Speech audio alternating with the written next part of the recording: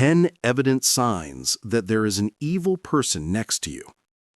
What if the stress that eats your sleep, your patience, and your pride isn't coming from your boss, your inbox, or the economy, but from one simple mistake, trying to control what was never yours to control? You have power over your mind, not outside events. Realize this, and you will find strength. Marcus Aurelius wrote that almost 2,000 years ago. And when you actually live it, everything changes. A few years back, I sat in a meeting where a senior manager dismissed months of my work with a shrug. You know that slow burn behind the eyes, the heat in your chest? I felt it. I wanted to argue, to prove myself, to win the room. Instead, I heard Epictetus in the back of my head. It's not what happens to you, but how you react to it that matters. I breathed. I asked 2 calm questions. I took notes. Walking out, I realized I'd just done something new. I chose my response, not his behavior, as my battlefield. I still wanted respect, but I didn't mortgage my self-respect to get it. Tonight, I'm giving you an ancient blueprint for modern resilience. 10 Stoic habits that make you hard to shake and easy to respect. You'll get stories you can see yourself in, quotes that stick, and steps you can use today. By the end, you'll know exactly how to carry yourself when life throws noise, disrespect, and uncertainty at you. Sound good? Start with the first habit. Control what's controllable. Let the rest pass. Picture your mind like noise-canceling headphones. The world will keep humming. Opinions, delays, weather, moods. But you decide which signals get through. Grab a sheet of paper. Split it down the middle. On the left, things you're trying to control. Other people's attitudes, traffic, the market, your past. On the right, things you can control. Your standards, your tone, your preparation, your schedule tonight. Circle only the right column. That circle is your kingdom. Ask yourself, if I pour energy into what I can't control, what returns do I really get other than anger, rumination, and tension? When you stop fighting the wind and adjust your sails, you move. That's not surrender, that's strategy. Seneca said, "We suffer more in imagination than in reality."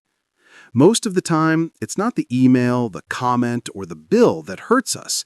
It's the story we tell about it. Shrink the story. Expand your action. Here's a small practice with a big payoff. Before a tough meeting or a hard conversation, take 60 seconds.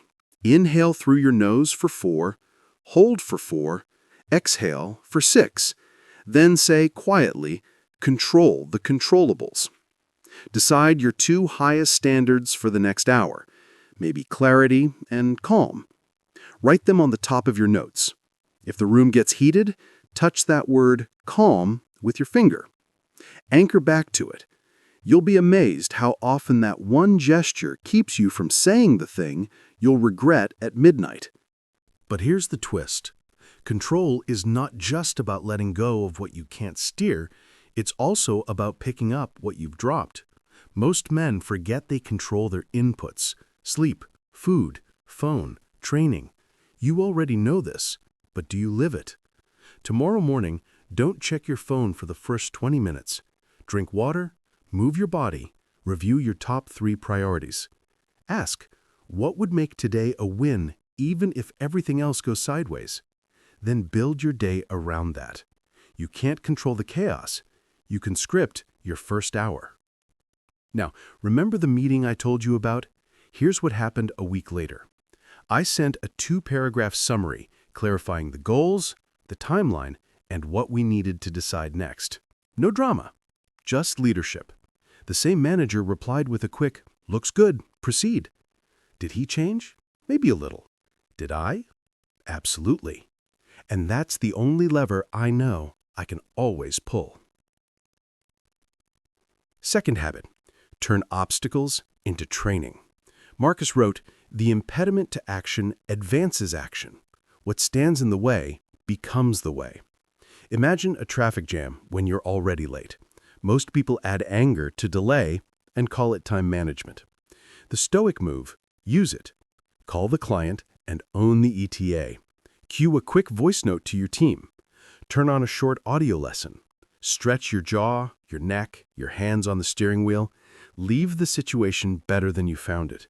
Even if better is simply a calmer version of you arriving 5 minutes late and fully present.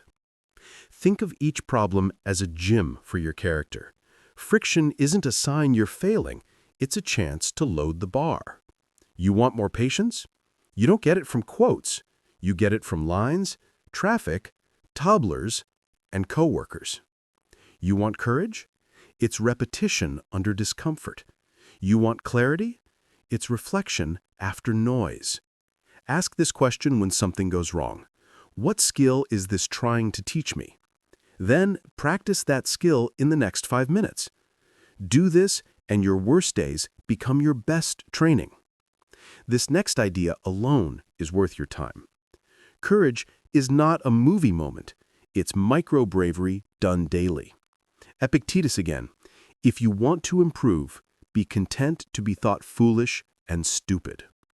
That line stings because it exposes the real fear, not danger, but embarrassment. So, start making small deposits. Speak once in the meeting when you'd usually stay quiet. Ask the follow-up question when the room moves on. Say, I don't know, but I'll find out. That last sentence is a career cheat code. People trust the man who values accuracy over ego. Here's a simple evening practice. Before bed, replay the day like a coach reviewing film. Where did I react? Where did I choose? Where did I avoid? Don't beat yourself up. Score the game. Then plan one micro-brave action for tomorrow. It might be a boundary, a request, a no, or a 5-minute hard conversation you've been dodging. The goal isn't fireworks, it's consistency. Over time, micro-bravery stacks into identity. You stop performing confidence and start being a man who keeps promises to himself. A quick pattern interrupt before we continue. Most advice tells you to stay positive. That's not Stoic. You don't have to be positive about nonsense. You need to be principled. Principles let you move through storms without pretending they're sunny. Temperance, for example, isn't about living small. It's about channeling power.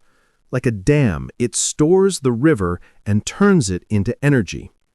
We'll go deeper into this in a moment because this habit will quietly fix your stress, your spending, and your snap reactions.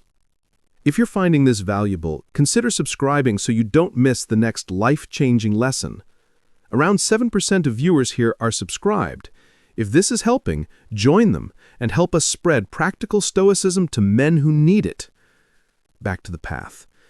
Ask yourself, where am I bleeding energy through excess? Too much news, too much scrolling, too much alcohol, too many open tabs, digital and mental. Seneca warned, it is not that we have a short time to live, but that we waste a lot of it. Temperance is building guardrails so your best hours land on your best work and your best people. Set 2 app limits on your phone. Put your gym clothes by the door. Choose a weeknight that's alcohol-free. Replace 1 hour of scrolling with 1 hour of reading or learning a skill that pays you back. Moderation isn't punishment, it's precision. You might be wondering, won't this make me rigid?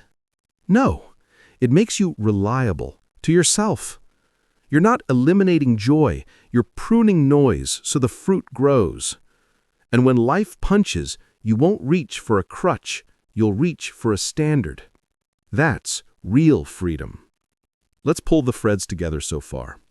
Control the controllables. Turn obstacles into training.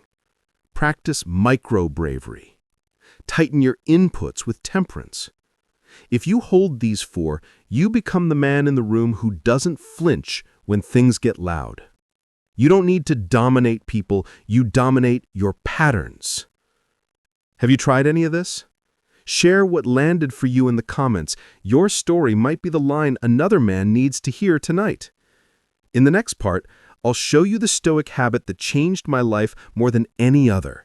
It's simple, it's quiet, and it will make you unshakable when criticism hits.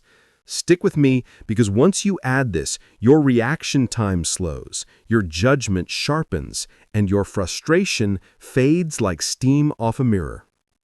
What if I told you that the very storms you dread most in life, the unexpected layoffs, the betrayals, the health scares, are not detours at all, but part of the main road? Epictetus put it simply, it's not what happens to you, but how you react to it that matters. Let me share a moment that burned this truth into my mind. A close friend of mine was blindsided by divorce. Papers on the table, no warning. He said it felt like the floor had disappeared. At first, he spiraled, anger, denial, late nights with a bottle. But eventually he stumbled on Marcus Aurelius and realized something profound. The pain itself wasn't optional, but prolonging it by fighting reality, that was optional. That was self-inflicted. Doesn't that sound familiar? How many times have you replayed an unfair situation, telling yourself it shouldn't have happened? But the Stoics would ask, what if shouldn't doesn't matter? What if what's in front of you is already written into the script of life? The only question is, will you rise to meet it? This is where resilience is forged. Now here's what most people get wrong. They think resilience means white-knuckling through pain, pretending nothing hurts. But real Stoic resilience is softer and stronger. It's the ability to bend like bamboo in the storm. To say, yes, this hurts, but no, it does not define me. Let me show you 3 ways to build this kind of resilience. First, practice voluntary discomfort. Seneca advised sleeping on the floor once in a while, eating plain food, wearing simple clothes. Why? To remind yourself that you can survive with less than you think. If you can choose discomfort, forced discomfort loses its sting. Second, pause before you label. When something happens, traffic, an insult, a sudden bill, don't immediately slap the word bad on it. Instead, say, this is what it is. Then ask, what can I do with it? That tiny gap between stimulus and response is your kingdom. And third, write down your past recoveries. Your mind forgets how many storms you've already endured. Journaling your victories, big and small, builds proof. Proof that you've done hard things before, and you can do them again. Think about it. If you can learn to stay calm when your child is melting down at bedtime, you're training the same muscle you'll need when your boss explodes in a meeting. Small wins build unshakable strength. But resilience is only half of the Stoic path. The other half is radical clarity, knowing what's yours to control and what isn't. Picture this. Your coworker spreads a rumor about you. What's in your control? Not their mouth, not the office gossip chain. What is? Your response, your work ethic, your reputation built over years. That's your circle. Everything else? Noise. This is the dichotomy of control, the backbone of Stoicism. When you truly internalize it, you stop wasting emotional energy on battles you can never win. You stop yelling at the weather, resenting traffic, or trying to rewrite someone else's choices. Instead, you become laser-focused on your own. I'll give you a drill. Next time something frustrates you, literally draw 2 circles on paper. Circle A, things I control. Circle B, things I don't. Then ask, which circle deserves my energy? That physical act rewires your perspective. And here's the kicker. When you stop trying to control the uncontrollable, people notice. You become that rare person in the office who doesn't panic when plans change. That calm dad in the house who diffuses chaos instead of adding to it. That partner who doesn't overreact when things don't go your way. That's power. Marcus Aurelius once said, "You have power over your mind, not outside events. Realize this, and you will find strength." It's not just a slogan, it's the Stoic survival code. But let's go deeper, because life doesn't just test you with events, it tests you with people. The critic, the manipulator, the boss who can't be pleased. How do you stay unbothered without becoming cold or cynical? Here's a story. I once had a manager who thrived on belittling. He'd nitpick every email, sigh dramatically in meetings, and make jokes at my expense. At first, I lost sleep over it, crafting perfect responses in my head. But then I remembered Epictetus. If anyone tells you that a certain person speaks ill of you, do not make excuses. Instead answer, "He was ignorant of my other faults, else he would not have mentioned only these." In other words, let them talk. It's just noise. The more you fight to be liked, the more power you hand away. True dignity is choosing silence where others expect reaction. So here's a tactic. Next time someone provokes you, instead of defending, ask yourself, does this touch my virtue? If not, let it pass. Imagine their words as smoke, swirling, choking for a second, but gone in the breeze. Now, let me leave you with a question that might sting a little. How many hours of your life have you wasted trying to control people's opinions of you? What could you build? Who could you become if you redirected that energy inward, toward your standards, your craft, your discipline? Because that's where freedom lies. And if you're still with me, here's a quick challenge. Tonight, when you're tempted to scroll or stew over someone else's actions, stop. Instead, pick one action entirely within your control and do it. A workout, a journal entry, cleaning your workspace. Prove to yourself in real time where your power actually lives. This shift alone can transform your life. Before we move to the next part, let me plant a seed. There is one Stoic habit so powerful, so transformative, that the greatest athletes, CEOs, and soldiers still practice it today. And it's not meditation. It's not journaling. It's something far more demanding. In the next section, I'll reveal exactly what it is and how to use it to build unshakable confidence in the face of chaos. But for now, let me ask you, have you ever tried to separate what you can control from what you can't? If yes, drop a 1 in the comments. If not, drop a 2. I'd love to hear where you stand.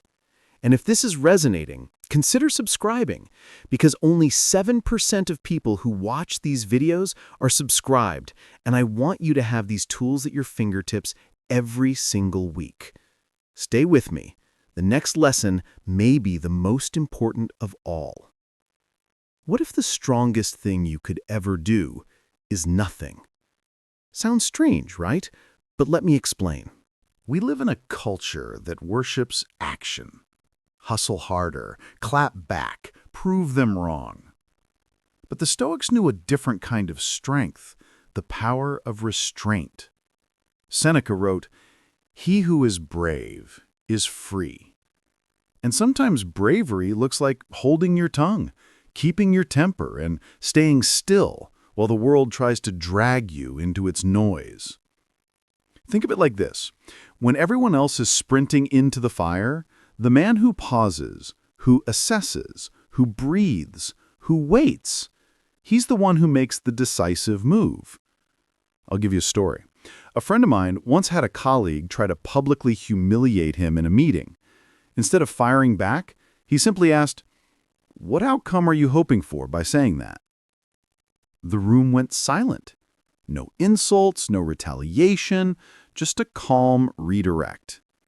Later, that same colleague apologized privately. Why? Because the strongest energy in the room was stillness. Now, here's the Stoic habit: deliberate restraint. Before reacting, give yourself the gift of space, a pause, a breath. a question. Here's how to practice it. 1. Count backwards from 5 before responding to a trigger. Just 5 seconds of silence can save you 5 hours of regret. 2. Ask, what's my goal here? If your goal is peace, not victory, most battles dissolve before they start. 3. Practice the negative pause. When someone throws an insult, picture their words as a package you don't have to accept. If you don't sign for it, it goes right back to sender. Marcus Aurelius reminded himself daily, you always own the option of having no opinion. Imagine that power, to walk away from gossip, provocation, and petty arguments with your peace intact. That's not weakness, it's mastery. But restraint isn't just about people. It's about desires. Our cravings, our habits, our impulses. Epictetus said, freedom is the only worthy goal in life. It is won by disregarding things that lie beyond our control. And most of what enslaves us are the chains we clasp onto ourselves. Ask yourself, what owns too much of your mind right now? The phone you can't put down? The extra drink you regret the next morning? The endless pursuit of likes, promotions, or validation? Here's a harsh truth. The things we think we own often end up owning us. So, here's a drill. Choose one indulgence you often give into. Maybe late-night scrolling, maybe fast food, maybe complaining. For 7 days, cut it in half.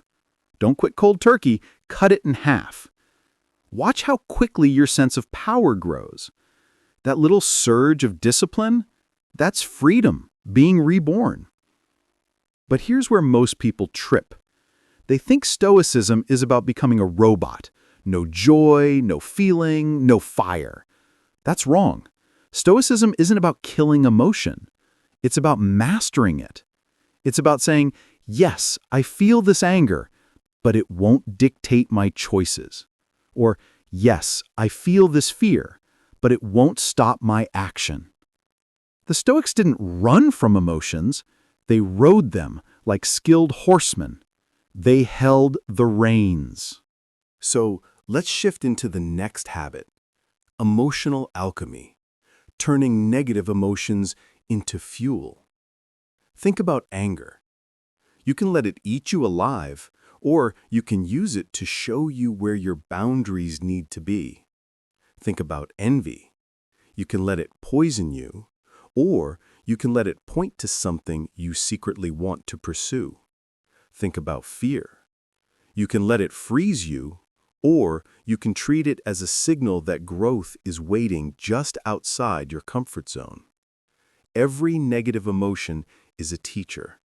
The question is, will you argue with the teacher, or will you learn from them?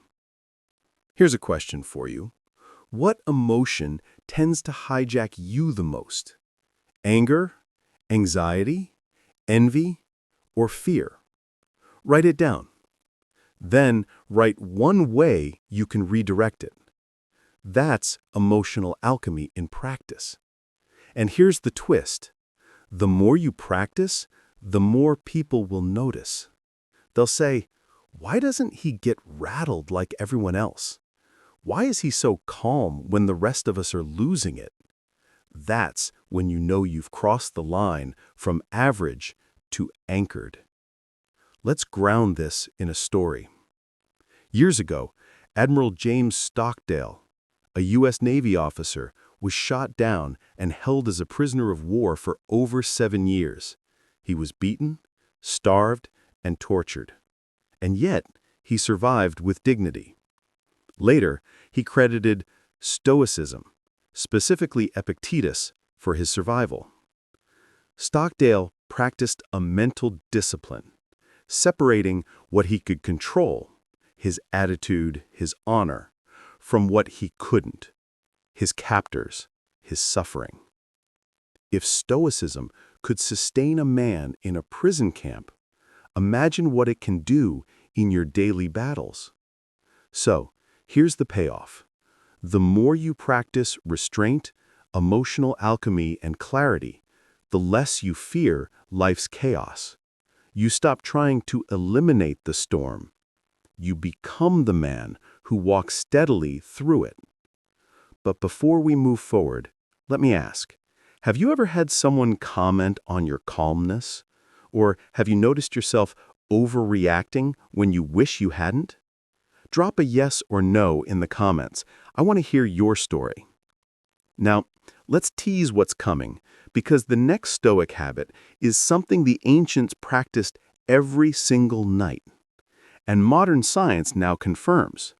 It rewires your brain for clarity, peace, and better decision-making. Without it, your days bleed together. With it, your life sharpens.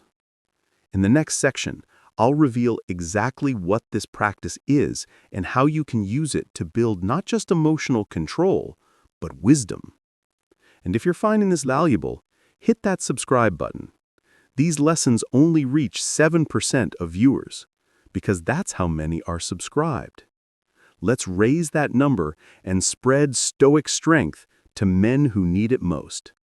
Stay with me, because the next habit is the one that turns scattered days into a Stoic life. Imagine ending every day, not with regret, not with endless scrolling, but with a quiet sense of clarity. Marcus Aurelius did it. Every night, the emperor of Rome sat down and wrote to himself, not to the Senate, not to his generals, not to his people, to himself. Those writings became what we now call meditations. They were never meant to be published. They were his private journal, his nightly reflection. Why? Because even the most powerful man in the world needed a mirror. Not a mirror of the face, but a mirror of the soul. Now, here's the truth. If you don't pause to examine your days will quietly own you. You'll live the same 24 hours on repeat, reacting instead of leading, drifting instead of directing. Reflection is the antidote. Seneca once wrote, "When the light has been removed and my wife has fallen silent, I examine my entire day and go back over what I've done and said. I conceal nothing from myself. I pass nothing by." This was his nightly ritual, and it's one of the simplest, most powerful Stoic habits you can adopt. Let me show you how. First, strip away the pressure. You don't need a leather-bound notebook or poetic sentences. Grab any notebook, even a sheet of paper. The goal isn't style, it's honesty. Second, ask 3 questions. What did I do well today? Where did I fall short? What will I do differently tomorrow? That's it. 3 questions, 5 minutes. But over time, those 5 minutes create a new trajectory.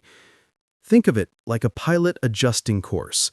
1 degree off today can land you hundreds of miles away from your destination a month from now. Nightly reflection brings you back on course. Let me give you an example. A man I coach once wrote, "I snapped at my son when he spilled juice on my laptop. Tomorrow, I will pause before reacting." The next day, he paused. His son spilled cereal. He took a breath, smiled, and said, "Let's clean it up together." That one moment changed his entire relationship. Why? Because he caught himself in the mirror of reflection the night before. Now, here's where modern psychology backs the Stoics. Studies show that journaling reduces anxiety, improves decision-making, and even strengthens the immune system. Why? Because it forces your brain to process and integrate emotions instead of letting them simmer. In other words, writing is emotional digestion. Without it, you carry undigested stress. With it, you extract wisdom. So here's your drill tonight. Before you sleep, answer those 3 questions. Don't judge yourself, just record. Over time, you'll start to see patterns. What triggers you, what drains you, and what lifts you. That's priceless intel. But let's go deeper.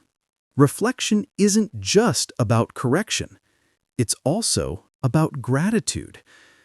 Marcus reminded himself constantly of the good in others, the patience of one mentor, the kindness of another, the discipline of a friend. Why? Because gratitude sharpens our vision. Without it, we only see what's wrong. With it, we notice what's right, even in hardship. So, add one more question to your nightly practice. What am I grateful for today? And don't just write vague words like family or health.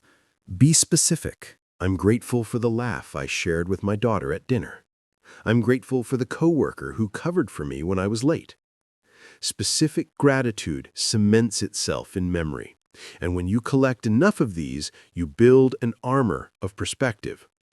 Now, here's a pattern interrupt. Most men think journaling is soft, weak, that it's for teenagers with diaries. But what's softer, writing down your anger at night or letting it explode at your wife and kids the next day? What's weaker, reflecting privately or repeating the same mistake for 10 years because you never paused to examine it? The Stoics were warriors, emperors, slaves, and senators. They all wrote. If it was strong enough for them, it's strong enough for you. And let me add this. Reflection doesn't just heal, it predicts. When you regularly study your patterns, you begin to anticipate your triggers. You walk into meetings already calm because you know what usually rattles you. You enter family dinners prepared, not blindsided. You become the rare man who isn't surprised by himself. Think about the power in that, knowing your weak points before the enemy does. That's self-mastery. Now here's a question for you. Have you ever written something down only to realize that the act of writing solved half the problem? Why do you think that is? It's because writing forces clarity. You can't lie to the page the way you lie to yourself. The ink doesn't bend. So here's your assignment. For the next 7 nights, do this. Answer the 3 questions, add 1 gratitude, and read what you wrote out loud, quietly, to yourself. Hearing your own words seals them into memory. And don't just record failures. Record victories, the small wins, the times you held your tongue, chose patience, or showed courage. Build evidence for yourself that you were becoming stronger. Now, let's tie this back to the Stoic worldview. Reflection is not just self-help, it's philosophy in motion. It's aligning your daily actions with virtue, with wisdom, courage, temperance, and justice. The Stoics believed virtue was the only true good. Reflection is how you measure if you're living it. Marcus didn't ask, "Did I crush it today?" He asked, "Did I act according to reason and virtue?" That's a different scoreboard. That's the scoreboard that matters when your head hits the pillow at night. So, as you prepare to build this habit, I want you to remember this. Every night is a chance to reset, to close the book on today and write a better script for tomorrow. And the man who owns his nights owns his life. Now, let's look ahead, because the Stoics didn't just reflect at night, they prepared in the morning. They rehearsed hardship before the day began. They visualized insults, obstacles, and delays, so when they arrived, they weren't surprised. This practice is called premeditatio malorum, the premeditation of evils, and it might be the single most practical mental habit you can learn from modern life. In the next part, I'll show you exactly how to rehearse hardship like a Stoic, how to prepare for the day before it hits you, so you walk through it with calm instead of chaos. But before we get there, I want to hear from you. Do you already journal or reflect at night? If yes, what have you noticed? If no, what's held you back? Drop it in the comments. I'd love to learn from your experience. And if this is hitting home, subscribe now, because next week we'll go even deeper into the practices that made warriors, emperors, and philosophers unshakable. Stay tuned. The morning ritual is coming, and it may just change the way you wake up tomorrow. What if the best way to handle life's chaos is to imagine it before it happens? That's not pessimism. That's Stoicism. The Stoics called it premeditatio malorum, the premeditation of evils. Marcus Aurelius practiced it every morning. Seneca wrote about it constantly. Epictetus trained his students to expect it. Why?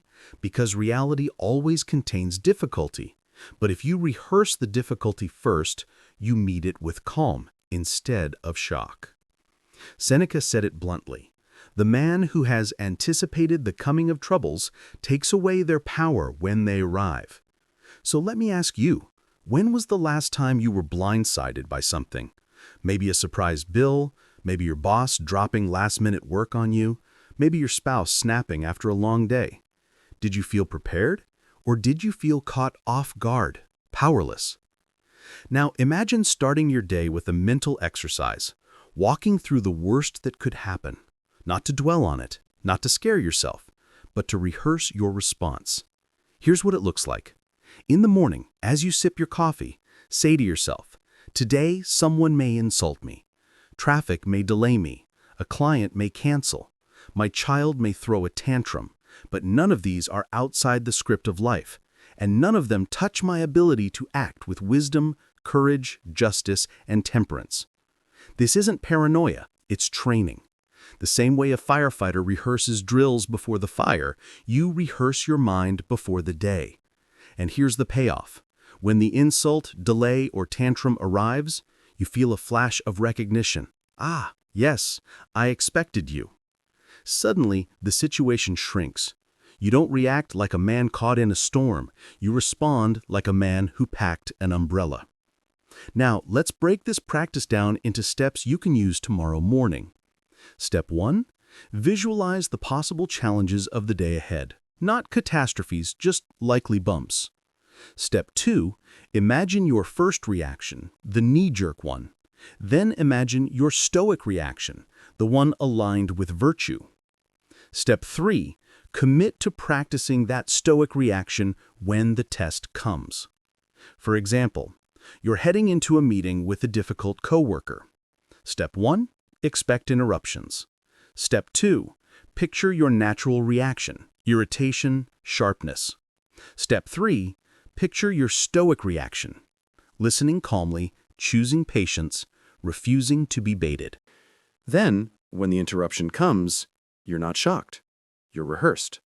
This is mental armor. Let's ground it in a story. Admiral Stockdale, who I mentioned earlier, credited this very practice with his survival in captivity. He said, "I never lost faith in the end of the story." How?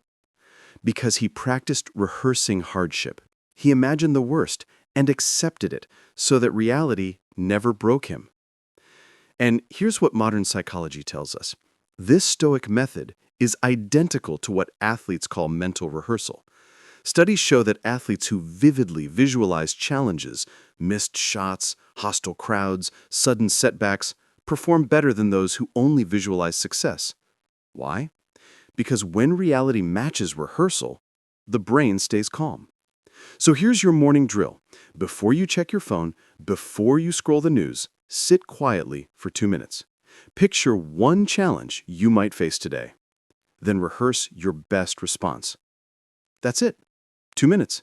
You'll be shocked at the difference it makes. But let's interrupt here with something important. Most men think this practice will make them anxious, that by picturing hardships, they'll attract them. But the opposite is true. It's not the hardship itself that hurts you most, it's the surprise. When you anticipate difficulty, you cut its sting in half. Think of it like this. Imagine driving at night. If you expect a sharp curve, you grip the wheel and adjust. If you don't expect it, you swerve, maybe crash. The curve didn't change, only your expectation did. And here's a deeper layer. By practicing premeditatio malorum, you also train gratitude. Because when the worst doesn't happen, you feel relief instead of entitlement.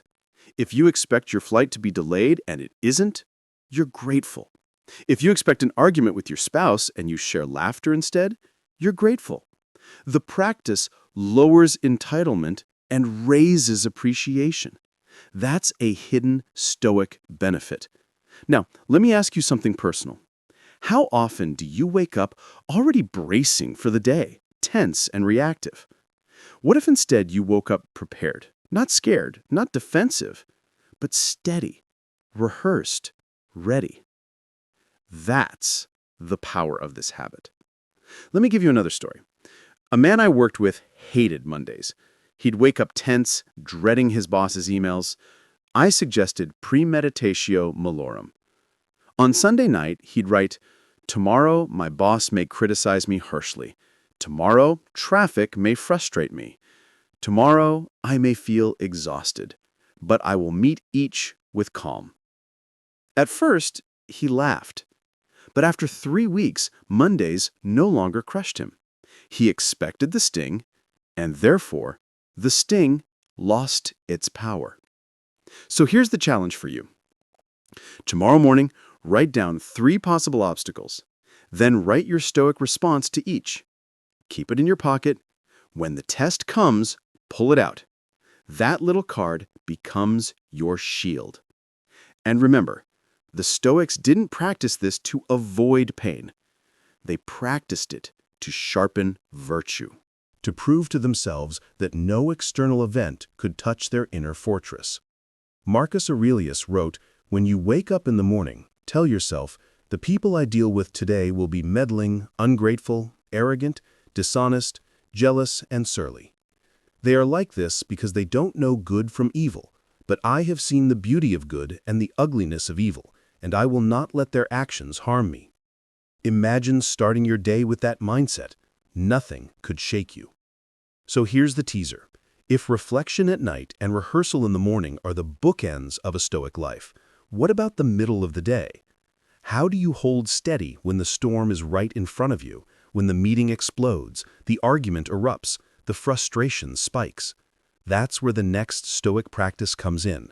It's not about philosophy, it's about breath, about grounding your body so your mind stays untouchable. In the next part, I'll show you the Stoic secret to staying calm in the heat of a moment, a tool so simple you can use it anywhere, yet so powerful it rewires your nervous system. But before we get there, I want to hear from you. Have you ever tried preparing for hardship in advance? Did it make you calmer or more anxious? Drop your answer in the comments. I want to know. And if this is resonating, remember, only 7% of viewers are subscribed. If you want these Stoic tools delivered every week, hit subscribe and join the circle of men building resilience together. Stay with me, because in the next section, you'll learn how to master the very moment chaos hits. Let's be real. Reflection at night and rehearsal in the morning are powerful, but what about the middle of the storm? When the insult lands, the email dings, the pressure spikes, what then? That's where most men lose it. They overreact, they raise their voice, they send the angry text, and then they regret it later. But here's the Stoic secret. You don't need to wait until later to find your calm. You can access it in real time. Epictetus said, "If you are disturbed by external events, it is not the events themselves that trouble you, but only your judgments about them." Notice that word, judgments. In the moment, your mind jumps to conclusions. This is unfair. This is humiliating. This is a disaster. And those judgments light the fire. So how do you break the chain? You interrupt it with the body. Because here's the truth. When your body calms, your mind follows. The Stoics didn't talk about breath work in the modern sense, but they lived it. Soldiers, gladiators, emperors, they all knew the power of steady breathing under pressure. Here's a drill you can use the next time your chest tightens. It's called the square breath. Inhale for 4, hold for 4, exhale for 4, hold for 4. Repeat 3 times. That's less than a minute. But in that minute, your nervous system shifts. The adrenaline lowers, your hands stop shaking, your jaw unclenches. Now you're in control. Think of it like putting your mind in neutral. The car is still running, but you're not slamming gears anymore. And if square breathing feels too formal, here's a simpler one. Sigh out slowly. Studies show that one long exhale resets your body faster than anything else. Try it in traffic. Try it in meetings. Try it at the dinner table when tension rises. That one breath can save you from 10 regrets. But breathing isn't the only tool. There's also grounding. When stress spikes, your brain floats into the future. What if this goes wrong? What if that happens? What if I can't fix it? Grounding pulls you back into the present. Here's a quick method. 5, 4, 3, 2, 1. Name 5 things you see, 4 things you feel, 3 things you hear, 2 things you smell, 1 thing you taste. In 30 seconds, you're back in the room. Not in a spiral, not in the future. Here. Why does this matter? Because presence is power, and presence is the one thing chaos can't touch. Now, let's pair this with Stoic reframing. Marcus Aurelius wrote, "Choose not to be harmed, and you won't feel harmed. Don't feel harmed, and you haven't been." Imagine applying that in real time. The coworker interrupts you. You can decide, this doesn't harm me. The stranger cuts you off in traffic. You can decide, this doesn't harm me. The world throws you curveballs. You can decide, this doesn't harm me. Doesn't mean it doesn't matter. Doesn't mean you ignore it. It means you choose your perception, you choose your frame, and in that choice lies freedom. Here's a story. A man once told me about an argument with his teenage son. The boy shouted, "You're the worst dad ever." In the past, he would have shouted back. But this time, he paused. He breathed. He grounded. And he reframed. He thought, this isn't truth. This is pain speaking. So instead of shouting, he said, "I hear you. Let's talk when we're calm." The fight ended before it started. That's Stoic mastery in action. Let me ask you, how many conflicts in your life could have been avoided if you had paused for just 10 seconds? 10 seconds of breath, 10 seconds of perspective, 10 seconds of refusing to hand your power away. That's all it takes. But here's the twist. This practice isn't just about avoiding mistakes. It's about radiating calm when others lose theirs. Because here's the reality. People are drawn to steady men. In families, in workplaces, in friendships, the calm man becomes the anchor. When everyone else spirals, he's the one others lean on. And here's what most people get wrong. They think staying calm means bottling everything up. No, that's a recipe for explosions. Staying calm means processing in the moment, choosing your response, and then speaking with clarity instead of chaos. Let me give you 3 practical steps you can use the very next time you're triggered. Step 1, breathe. Even just one long exhale. Step 2, name what you're feeling, out loud if possible. I feel anger rising. I feel frustration. Naming it lowers its power. Step 3, choose one action aligned with your values, not your impulses. Maybe that means pausing. Maybe it means asking a question instead of making a statement. Maybe it means walking away for a moment. That 3-step process, breathe, name, act, is your Stoic shield. And here's the payoff. Over time, you'll build a reputation. People will say, he doesn't get rattled. He doesn't blow up. He doesn't lose control. That reputation will open doors. It will make people trust you. It will give you influence without you asking for it. Now, let's zoom out. Why does this matter so much? Because life doesn't reward panic. It rewards presence. It rewards the man who can be calm in the boardroom, calm at the dinner table, calm in the middle of traffic. That man isn't just respected, he's free. Epictetus said, "No man is free who is not master of himself."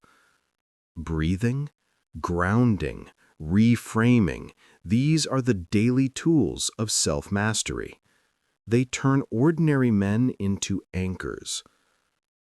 So here's my challenge to you. This week, Pick one situation where you normally lose your cool. Maybe it's traffic. Maybe it's waiting in line. Maybe it's bedtime with the kids. Decide now.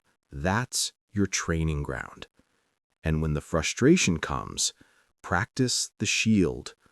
Breathe. Name. Act. Prove to yourself you can do it once, then do it again and again until calm becomes your default. And here's your teaser.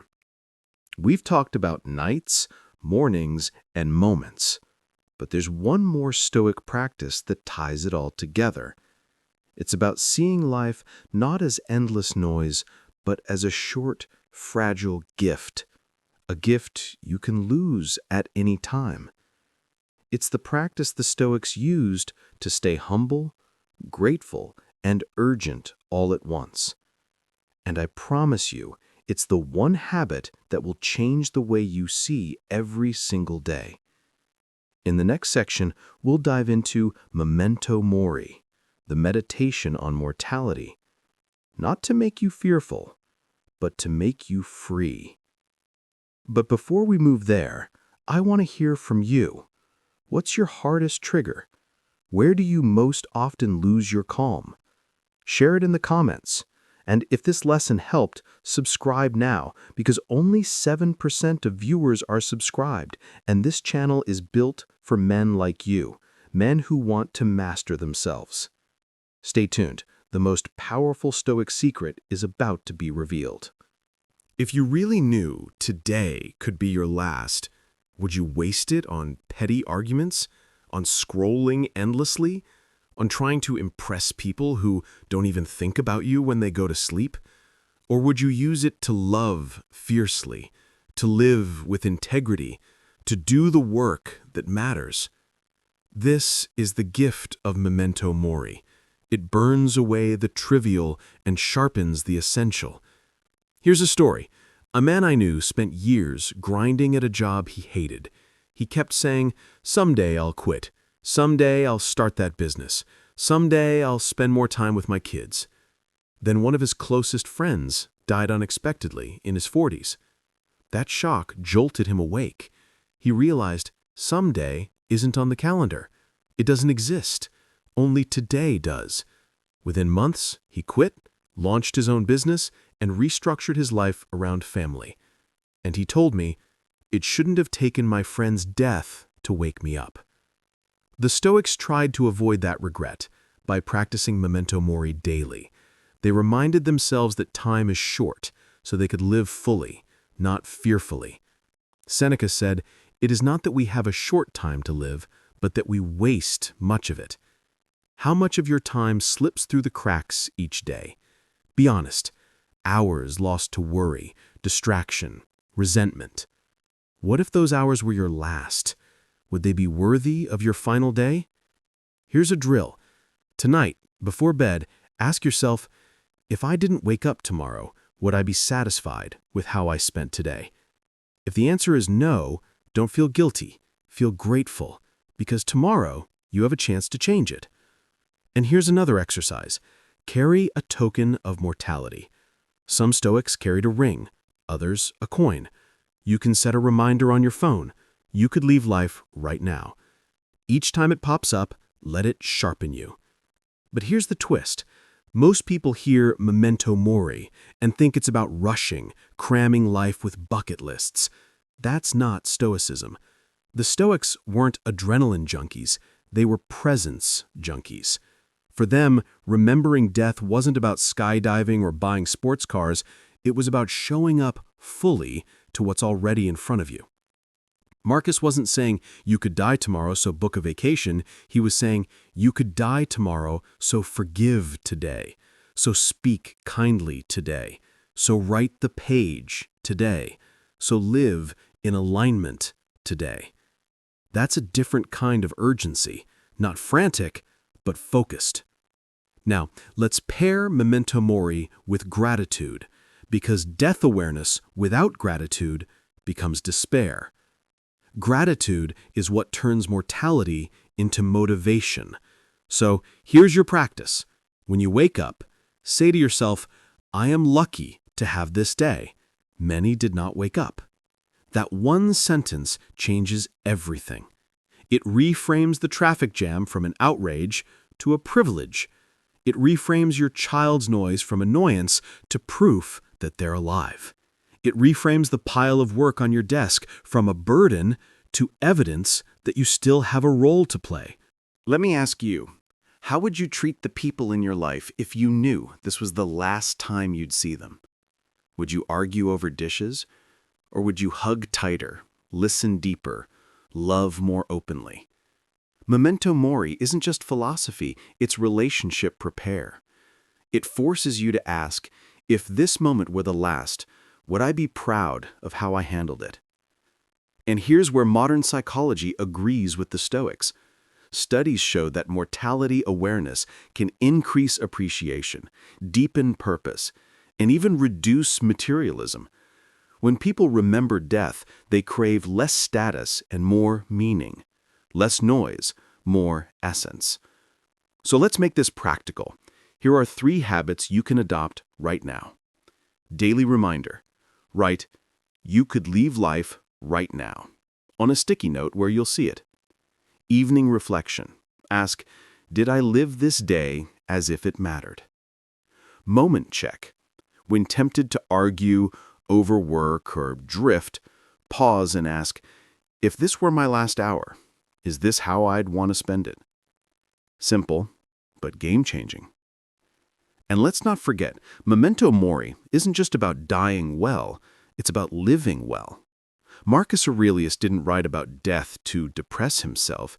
He wrote about it to keep his compass steady, to remind himself what was truly in his control, his choices, his virtue, his presence. Because here's the truth.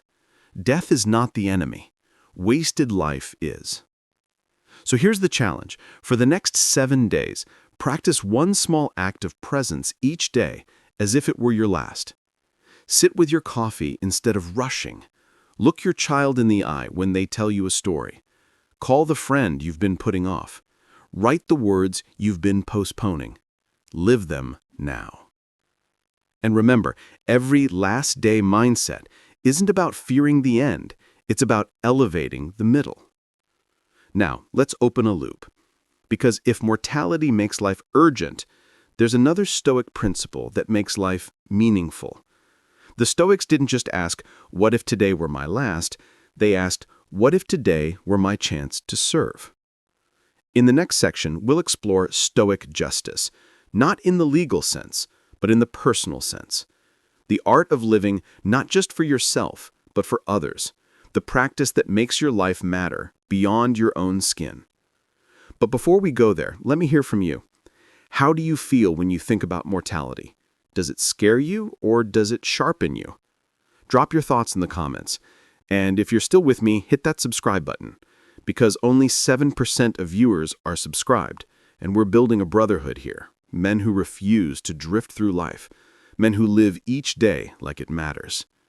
Stay with me, because the next lesson is about the kind of legacy you build while you're still alive. We've talked about nights, mornings, and moments. We've talked about mortality. But here's the next step, meaning. Because what good is resilience, calm, and presence if your life doesn't ripple outward? The Stoics had a word for this, justice. Not courtroom justice, not politics. Justice meant living in harmony with others, serving the whole, not just the self. Marcus Aurelius wrote, "What is not good for the beehive cannot be good for the bee." Think about that. You are the bee. Society, your family, your workplace, your community is the hive. If you only look out for yourself, if you poison the hive, you end up poisoning your own life. But when you serve the hive, when you contribute, you thrive too. Now, here's the truth. Most men in midlife feel the weight of this. You've built some success, you've weathered storms, but there's a nagging voice. Is this it? Does my work, my struggle, my discipline matter beyond me? And that's where Stoic justice answers. Yes, it matters if you live for more than yourself. Here's a story. A client of mine worked in finance, great salary, great title. But he admitted, it feels hollow. I don't know why I'm doing this anymore. He wasn't depressed, he was disconnected. I asked him, who benefits from your strength? Who rises when you rise? The silence told me everything. He had built his life around accumulation, not contribution. Over the next year, he shifted. He mentored younger coworkers. He donated time to teaching financial literacy to teens. He said, "For the first time, my work feels bigger than me." That's Stoic justice in motion. And here's what most people get wrong. They think legacy is about grand achievements, statues, fame, history books.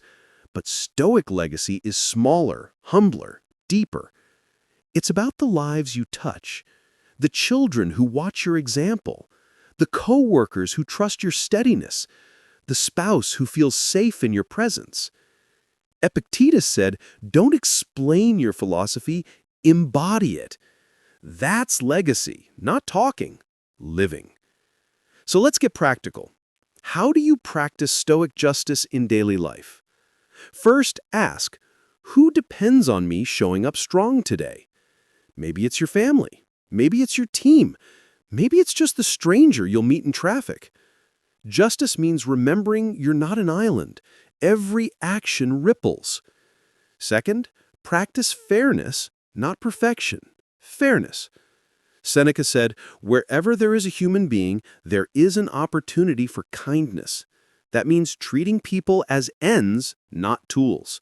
Listening fully, keeping your word. Third, elevate others. Marcus Aurelius constantly credited the people who shaped him. Teachers, friends, family. Who can you elevate today? Who can you thank, mentor, encourage? Justice is lifting others up, not just yourself. Now here's a drill. At the end of the day, ask, did my actions strengthen the hive or weaken it? If you snapped at your spouse, if you cut corners at work, if you gossiped, you weakened it. If you spoke truth, offered help, stayed steady, you strengthened it. Simple scorecard, but powerful. Here's another angle. Service doesn't have to be heroic. It can be as small as patience. Imagine your child testing your nerves at bedtime. Justice means choosing calm because your calm shapes their character. Imagine your coworker messing up a project. Justice means correcting with dignity, not humiliation. Imagine a stranger cutting you off in traffic. Justice means refusing to poison the hive with your rage. These are tiny moments, but they add up. Over years, they build a reputation. And your reputation is your living legacy. But let's break a pattern here. What most people get wrong about justice is this. They think serving others means losing themselves. They think it means martyrdom. It doesn't. Stoic justice isn't about erasing your needs. It's about aligning your needs with the greater good. Because when you thrive, you lift others. And when you lift others, you thrive. That's the cycle. So here's the deeper truth. Justice isn't sacrifice. It's synergy. Now, let me ask you, when you think about your legacy, what comes to mind? Is it a career milestone, or is it the memory of being a present father, a loyal husband, a fair colleague? Because here's the Stoic perspective. Your tombstone won't list your promotions, but people will remember your character, your steadiness, your kindness, your courage. That's what lives after you. And let me drop this in your lap. The moment you start thinking less about what do I get and more about what do I give, life shifts. Stress lowers, purpose rises, because self-absorption is heavy, service is light. Here's a story from history. Cato the Younger, a Roman Stoic, lived with unshakable integrity. He refused bribes, refused to flatter, refused to betray his values. People mocked him for being too rigid. But when he died, even his enemies admitted, Rome has lost its conscience. That's legacy. Not wealth, not power, integrity. So here's your challenge this week. Pick one area of your life where you can practice Stoic justice. Maybe it's mentoring. Maybe it's kindness to strangers. Maybe it's simply keeping your word and small promises. Then commit, live it, embody it. And remember, your justice doesn't have to make headlines. It just has to make ripples. Now, let's set up the next piece, because if justice gives your life meaning, there's still one more Stoic pillar that ties all of this together. Wisdom. Not knowledge. Wisdom. The ability to see clearly, decide calmly, and live in alignment with truth. In the next section, we'll explore how the Stoics pursued wisdom, not in libraries, but in life, and how you can sharpen wisdom daily to cut through noise, confusion, and self-deception. But before we go there, I want to hear from you. What kind of legacy do you want to leave? Is it about achievements, or is it about character? Drop your answer in the comments. I want to read your vision. And if this video has been valuable, subscribe, because only 7% of viewers are subscribed, and you don't want to miss the lessons that will make you stronger for your family, your work, and your own inner fortress. Stay with me. The pursuit of wisdom is next, and it may be the most transformative piece of all. If justice gives life meaning, wisdom gives life direction. Because what good is courage, temperance, or service if you can't see clearly where to apply them? The Stoics placed wisdom at the top of the virtues. Marcus Aurelius said, "If someone can show me that what I think or do is not right, I will happily change, for I seek the truth, which never harmed anyone." Notice the humility there. The most powerful man in the world saying, "If I'm wrong, show me." That's wisdom, not stubbornness, not pride, but a relentless pursuit of truth. Now, here's the problem. Most of us don't suffer from lack of knowledge. We suffer from self-deception. We know what's right. We know what we should do, but we blind ourselves because truth is inconvenient. Seneca said, "We suffer more often in imagination than in reality." Think about that. Most of the pain you carry isn't from reality. It's from false stories your mind tells. Stories like, "I'll never recover. They'll never respect me. I can't change." Those aren't truths. They're judgments. They're lies dressed as facts. So, how do we practice Stoic wisdom? By training perception, by learning to see clearly. Let's start with the 3 lenses of wisdom. First lens, separate fact from judgment. When something happens, strip it down. Fact, I lost my job. Judgment, I'm worthless. Those are not the same. Fact, my friend hasn't called back. Judgment, he must not care about me. Again, not the same. Wisdom is cutting the false judgment from the raw fact. Second lens, look for the hidden lesson. Every challenge contains one. Marcus wrote, "The impediment to action advances action. What stands in the way becomes the way." Wisdom means asking, what can I learn from this? Lost a client? Learn resilience. Got criticized? Learn humility. Stuck in traffic? Learn patience. Third lens, test your perspective. Ask, will this matter a year from now, 5 years from now? Wisdom stretches the time horizon. What feels huge today often shrinks under time's gaze. Here's a drill. Next time you feel overwhelmed, write down what happened, then write what I think about it. Compare the two. You'll often see your suffering isn't the event, it's the story you told yourself about the event. But let's interrupt here, because here's what most people get wrong about wisdom. They think it's about being smarter than others. It's not. It's about being honest with yourself, brutally honest. Most of us can spot lies in others, but how often do we catch the lies we tell ourselves?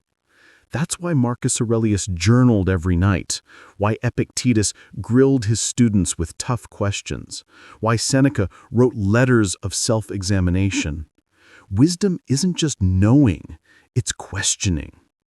So let me ask you, what's the biggest lie you might be telling yourself right now? That you're stuck? That you're broken? That you don't have what it takes?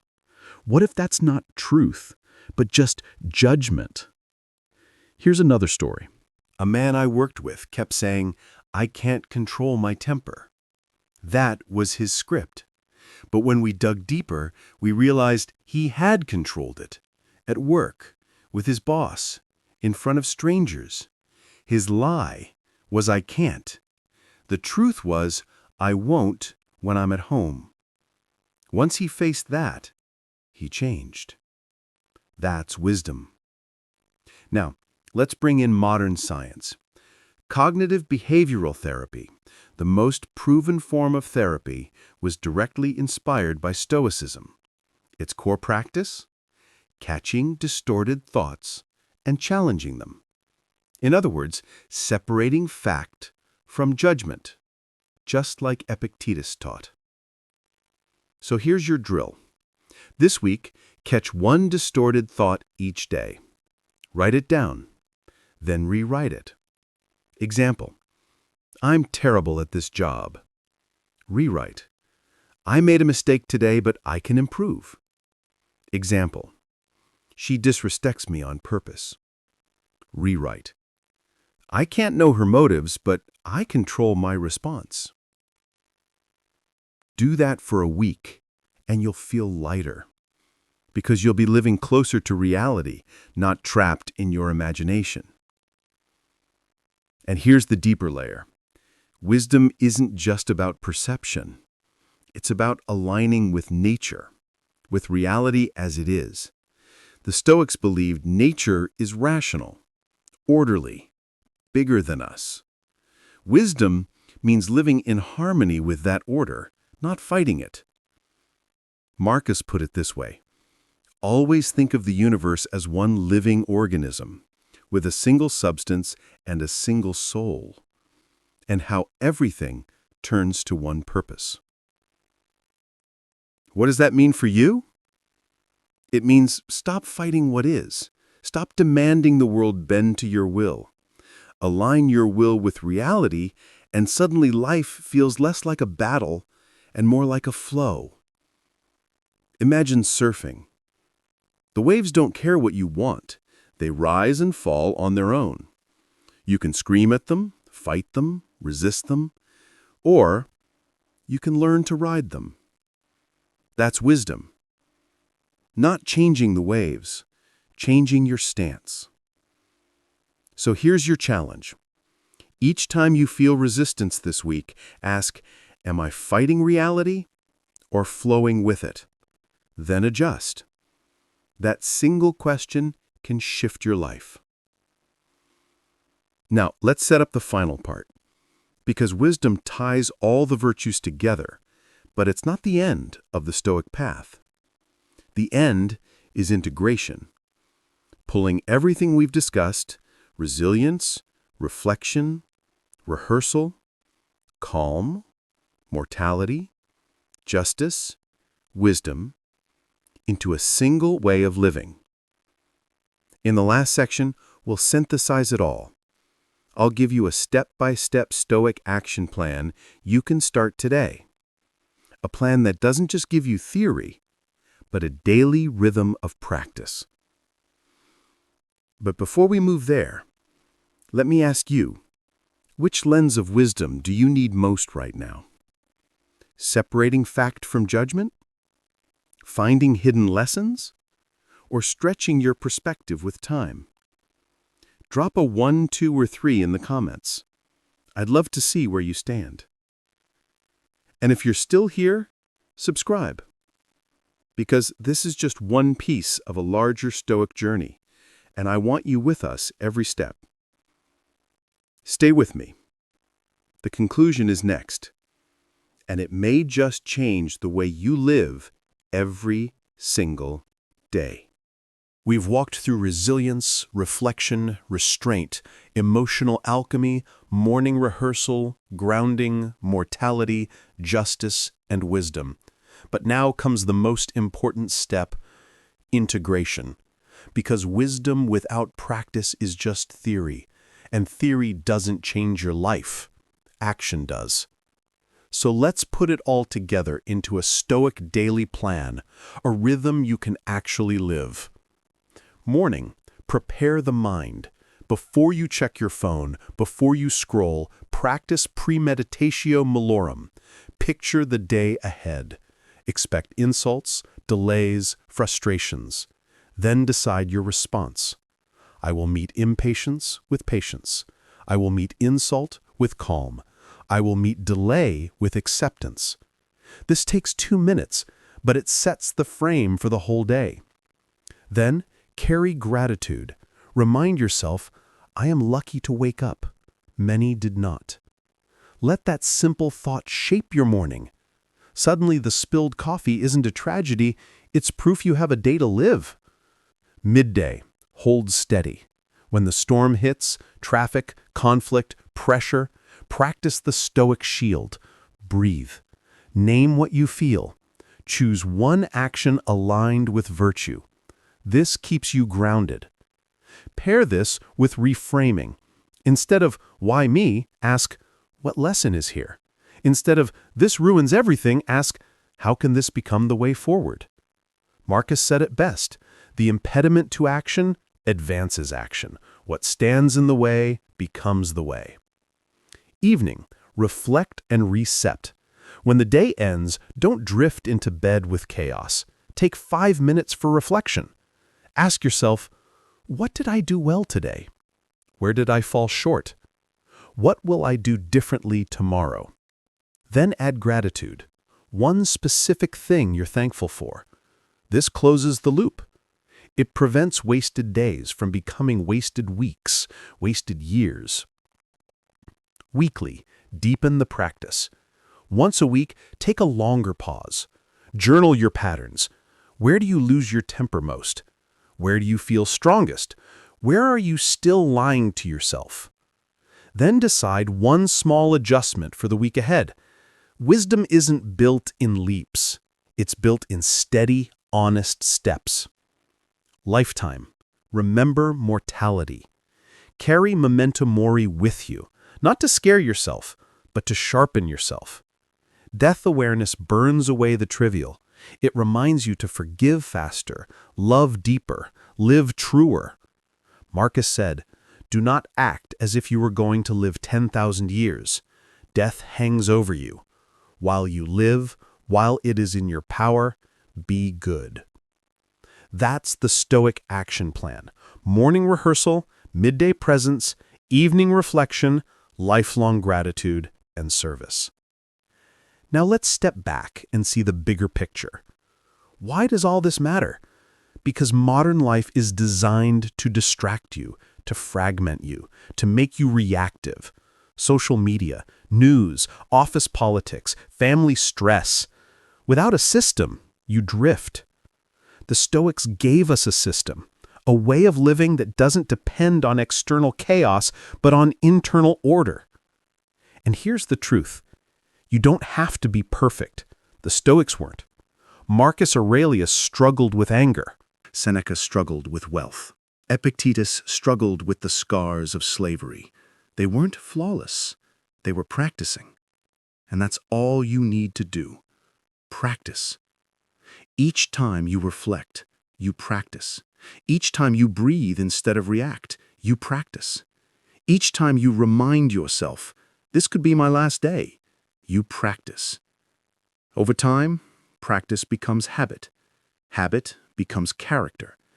And character becomes destiny. Let me ask you this. Imagine 1 year from now if you lived these practices daily. How would your relationships change? How would your reputation change? How would your own peace of mind transform? Because here's the secret. Peace isn't found. It's built. Respect isn't demanded, it's earned. Freedom isn't given, it's chosen. So let me leave you with a story. Epictetus was once asked how to live a good life. His answer wasn't a lecture. It was simple. First, say to yourself what you would be, and then do what you have to do. That's the Stoic call. Define who you want to be, then align your actions, morning, noon, night, until your life reflects it. And here's my invitation. Don't let this just be another video you watch. Let it be the moment you draw a line in the sand. The moment you say, enough drifting, enough reacting. I will live deliberately. I will build resilience. I will walk with calm. I will serve with justice. I will see with wisdom. That's the Stoic way. And it's available to you right now. So here's the action plan for today. Tonight, reflect. 3 questions, 1 gratitude. Tomorrow morning, rehearse hardship. Expect obstacles. Plan your response. During the day, when stress spikes, breathe, name, and act with virtue. And throughout, remember, you could leave life right now. So live in a way that matters. Do this for 1 day, then another, then a week, then a month. Watch how your life changes. And let me close with Marcus Aurelius. Waste no more time arguing about what a good man should be. Be one. That's your call to action. If this video has been valuable, subscribe now, because only 7% of viewers are subscribed, and this channel exists to build a community of men who want power and peace through Stoicism. Men who want to master themselves in a world that profits from their weakness. So join us. Leave a comment below. Tell me which Stoic practice you're going to start with tonight. And share this with someone who needs strength, calm, and clarity. Because resilience is built, not born. And together, we can build it. Stay strong, stay steady, stay stoic.